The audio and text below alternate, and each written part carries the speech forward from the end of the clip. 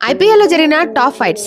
ఎప్పుడు com and cool గా ఉండే ధోనికి కోపం వస్తే ఎలా ఉంటుందో 2019 ఐపీఎల్ లో చెన్నై వర్సెస్ రాజస్థాన్ టీమ్స్ మధ్య జరిగిన నో బాల్ కాంట్రవర్సీ అప్పుడు ధోనిని చూస్తే తెలుస్తుంది. ఈ మ్యాచ్ లో రాజస్థాన్ మొదట బ్యాటింగ్ చేయగా సిఎస్కే ఎక్సలెంట్ బౌలింగ్ చేసి 151 పరుగులకే కట్టడి చేసింది. అయితే చేజింగ్ లో సిఎస్కే టీం 24 పరుగులకే 4 వికెట్లు కోల్పోయింది. గెలవాలంటే లాస్ట్ ఓవర్ లో 18 పరుగులు చేయాలి. అయితే 58 రన్స్ చేసి ధోని అవుట్ అయ్యాడు. దీంతో ఈక్వేషన్ 3 బాల్స్ లో 8 రన్స్. నెక్స్ట్ బాల్ లో శాంట్నర్ 2 రన్స్ తీస్తాడు. అయితే స్టోక్స్ వేసిన హై ఫుల్ టాస్ ని మెయిన్ అంపైర్ ముందుగా నో బాల్ ఇస్తాడు. యాక్చువల్ గా నో బాల్ ని లెగ్ అంపైర్ డిసైడ్ చేస్తాడు. ఇక్కడ లెగ్ అంపైర్ నో బాల్ ఇవ్వకపోవడంతో లీగల్ డెలివరీగా ప్రకటించారు. డక్అవుట్ లో ఉన్న ధోని గ్రౌండ్ లోకి వచ్చి అంపైర్స్ తో వాదనకు దిగుతాడు. అయితే కెప్టెన్ గా ధోని ఇలా చేయడం కరెక్ట్ కాదని ఎంతో మంది విమర్శలు కూడా చేశారు. తర్వాత అంపైర్స్ ధోనితో మాట్లాడటంతో తిరిగి మ్యాచ్ స్టార్ట్ అయింది. లాస్ట్ బాల్ శాంట్నర్ 6 కొట్టి సిఎస్కేని గెలిపిస్తాడు. కానీ ధోని ఇలా కోపంగా కనిపించిన ఈ ఇన్సిడెంట్ సోషల్ మీడియాలో హల్చల్ చేసింది. Sourav Ganguly versus Shane Warne. Ganguly అంటేనే అగ్రెషన్ కి కేర్ ఆఫ్ అడ్రస్ లాగా ఉంటాడు.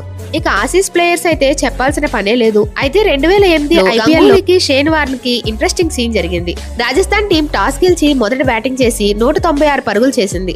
చేజింగ్ లో కేకేఆర్ కెప్టెన్ గంగూలీ బాగా బ్యాటింగ్ చేస్తూ షేన్ వార్న్ బౌలింగ్ లో అవుట్ అయ్యాడు. అయితే ఫీల్డర్ క్యాచ్ పట్టాక షేన్ వార్న్ క్లీన్ క్యాచా కాదా అని అంపైర్ ని అడగ్గా రివ్యూకి వెళ్తాడు. అయితే కెమెరా యాంగిల్స్ క్లీన్ క్యాచా కాదా అనేది సరైన ఎవిడెన్స్ చూపించలేదు. దీనితో ఇద్దరు కెప్టెన్స్ మధ్య వాగ్వాదం జరుగుతుంది. ఫైనల్ గా గంగూలీని అవుట్ అని ప్రకటిస్తారు. Kieron Pollard versus umpires. Mumbai versus Bengaluru మధ్య జరిగిన మ్యాచ్ లో పొలార్డ్ అండ్ అంపైర్స్ మధ్య జరిగిన ఇన్సిడెంట్ అప్పట్లో ఇంట్రెస్టింగ్ టాపిక్ అయింది. ఆర్సీబీ టీం టాస్ గెలిచి ఫీల్డింగ్ ఎంచుకోగా బ్యాటింగ్ చేసిన ముంబై 209 పరుగులు చేసింది. చేజింగ్ లో ఆర్సీబీ టీం కి స్లో స్టార్ట్స్ వచ్చింది. గేల్ కూడా బాల్ ని టైం చేయలేకపోతున్నాడు. అయితే పొలార్డ్ గేల్ దగ్గరికి వెళ్లి గేల్ షూలో కాలు పెట్టాలని చూశాడు. వెంటనే అంపైర్స్ బ్యాట్స్మెన్ ని ఇబ్బంది పెట్టొద్దని వార్నింగ్ ఇచ్చారు. దాంతో పొలార్డ్ రిప్లైగా తన నోటికి ప్లాస్టర్ వేసుకుని వచ్చి కొన్ని ఓవర్లు ఫీల్డింగ్ చేస్తాడు. తర్వాత అంపైర్స్ పొలార్డ్ చేసిన పనిని కరెక్ట్ చేసి మళ్ళీ రిపీట్ చేయొద్దని చెప్తారు. No ball issues Rishabh Pant. 2022 IPL లో ఢిల్లీ వర్సెస్ రాజస్థాన్ టీమ్స్ మధ్య జరిగిన మ్యాచ్ లో నో బాల్ ఇష్యూ బాగా పాపులర్ అయింది. ఈ మ్యాచ్ లో రాజస్థాన్ టీం బిగ్ టార్గెట్ ఢిల్లీకి ఇచ్చింది.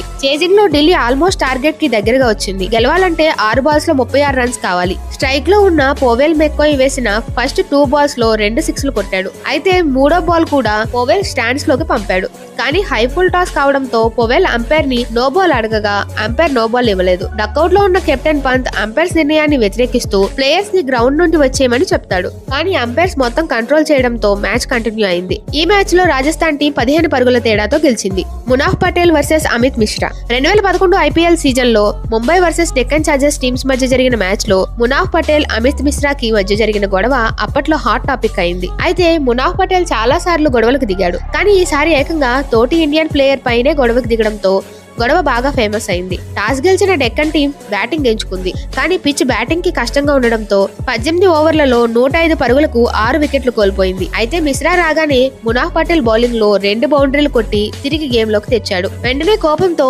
మునాఫ్ పటేల్ మిశ్రాని కామెంట్స్ చేయడంతో ఇద్దరి మధ్య మాటల యుద్ధంతో పాటు ఫిజికల్ గా వాదనలకు కూడా దిగేలా మారింది.